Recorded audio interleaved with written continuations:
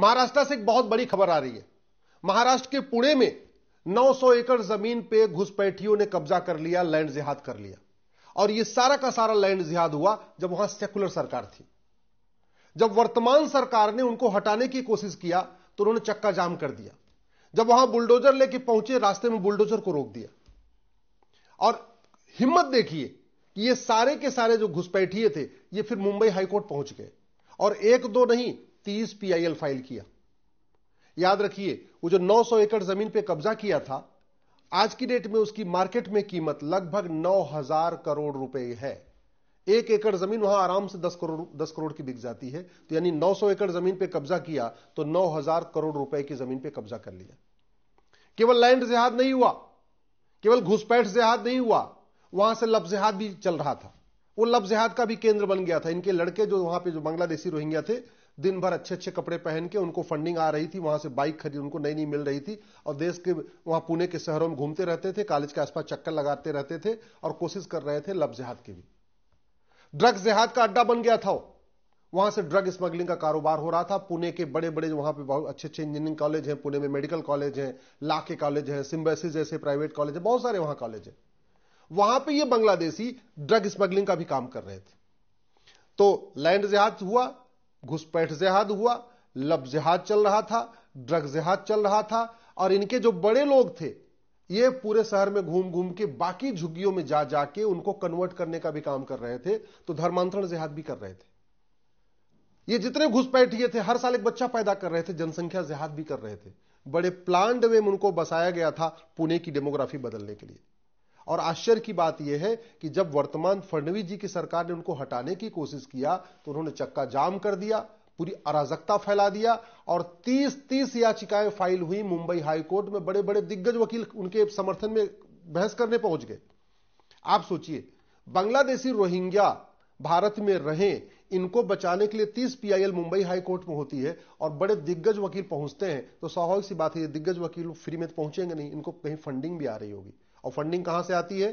खाड़ी देशों से हवाला के जरिए आती है, पश्चिम देशों से एफसीआरए के जरिए आती है, और जो खुद अंदर भारत में ड्रग जिहाद चल रहा है, जो ड्रग स्मगलिंग का कारोबार से जो पैसा आ रहा है, उससे भी इनको पूरा पैसा मिल रहा है। इनको पैसे कोई कमी तो है नहीं।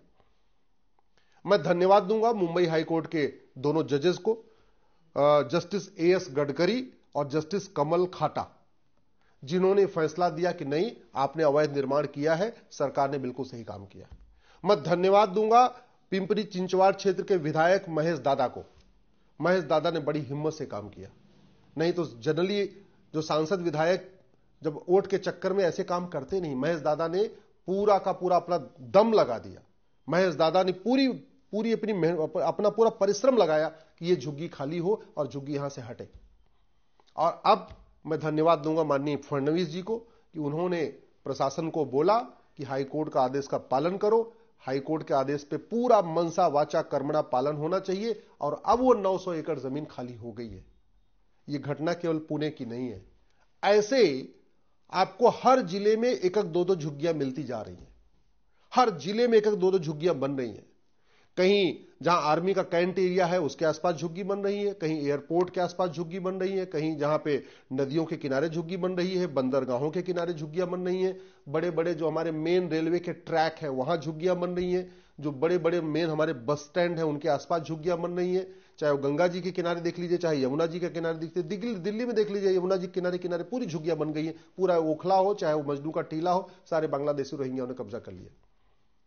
जैसे सुरेश दादा ने काम किया है, ऐसे सभी विधायकों को, जैसे महेश दादा ने अपना काम किया है, पुणे के जो विधायक हैं, ऐसे भारत के सभी विधायकों को दल गुलामी छोड़ना होगा, पार्टियों की गुलामी छोड़ना होगा, वोट और नोट का चिंता छोड़ना होगा और घुसपैठियों के खिलाफ खड़े होना पड़ेगा।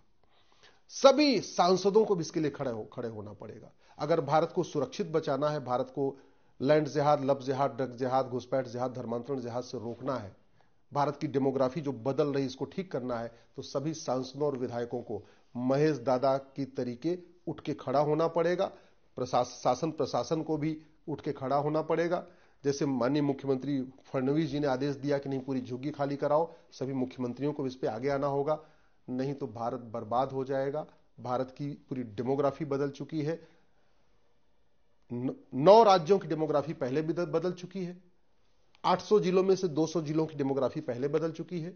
6000 तहसीलों में से 1500 तहसीलों की डेमोग्राफी पहले ही बदल चुकी है। और अब बड़े प्लान्ड वे में घुसपैठियों को बसाया जा रहा है, धर्मांतरण किया जा रहा है, लब जिहाद चली रहा है, ड्रग्स जिहाद चल रहा है, घुसपैठ जिहाद भी चल रहा है, जनसंख्या जिहाद भी चल रहा है। इस एक ही काम करना है इनको कि भारत को बर्बाद करना है, भारत पे कब्जा करना है, गजवा हिंद करना है। समाधान एक रास्ता हमको महाराष्ट्र से मिला है, पुणे से मिला है, जो महेश दादा ने करके दिखाया, जो फडणवीस जी ने करके दिखाया। और सबसे बड़ी बात, मैं कई बार देखता हूं सांसद चाहते हैं झुग्गियां हटे, विधायक चाहते हैं झुग्गियां हटे, सरकारें चाहती झुग्गियां हटे, लेकिन हाई कोर्ट और सुप्रीम कोर्ट के जज बीच में खड़े हो जाते हैं। तो मैं इस बार धन्यवाद दूंगा हाई कोर्ट के दोनों माननीय जजेस को, जस्टिस एएस गडकरी साहब को, जस्टिस कमल खाटा साहब को, कि उन्होंने कहा कि नहीं, अवैध कब्जा हुआ है, अवैध कब्जा हटेगा। सुप्रीम कोर्ट के जजमेंट का भी हवाला दिया। हालांकि मुझे तो ऐसे लगता है कि ये 30-30 पिटीशन फाइल हुई है तो सुप्रीम कोर्ट भी आएंगे, और सुप्रीम कोर्ट आएंगे तो हो सकता है इनके पक्ष में भूतपूर्व कानून मंत्री, भूतपूर्व वित्त मंत्री, भूतपूर्व विदेश मंत्री, भूतपूर्व गृह मंत्री, भूतपूर्व शिक्षा मंत्री खड़े भी हो जाए। ऐसा भी हो सकता है, कोई बड़ी बात नहीं है। और हो सकता है सुप्रीम कोर्ट ये मैटर आ भी चुका हो, या हो सकता आ जाए। लेकिन हम सबको खड़ा होना है। जहां तक कुछ लोग जो झूठ फैला रहे हैं कि नहीं वो जो झुग्गियां थी वहां पे उसमें कुछ हिंदू भी थे, तो ये उन्हीं की साजिश थी। उन्होंने ही, अगर वो 100% मुस्लिम एरिया हो जाता तो 100% बांग्लादेशी रहते, तो फिर वो सेकुलरिज्म का अपना सेकुलरिज्म की चादर कैसे ओढ़ते। उन्होंने जानबूझ के कुछ और झुग्गियों में जो हिंदू रह रहे थे उनको भी लाके वहां बसा लिया था, जिससे कि कल को तोड़ा जाए तो हम कहें अरे ये तो हिंदुओं का भी घर तोड़ा गया। अरे भैया, अवैध निर्माण होता है, उसमें ऐसे नहीं कर सकते कि अवैध 900 एकड़ जमीन पे कब्जा हो गया है तो अगर 900 परिवार बांग्लादेशी हैं तो 10 परिवार उसमें हिंदू, तो उनको छोड़ दिया जाएगा। जब शासन प्रशासन काम करता है तो किसी का चेहरा देख के नहीं करता, फिर ये नहीं देखता है वो अवैध निर्माण था, उसको हटाना जरूरी था। फडणवीस जी को धन्यवाद, हाईकोर्ट के दोनों जजों को धन्यवाद, पिंपरी चिंचवाड़ के विधायक महेश दादा को धन्यवाद, और बाकी सारे सांसदों विधायकों से निवेदन है कि अपने अपने क्षेत्र में झुग्गी बस्तियों को पहचाने, सभी पार्षद प्रधान भी इस काम पे लग जाए और भारत को सुरक्षित बनाए।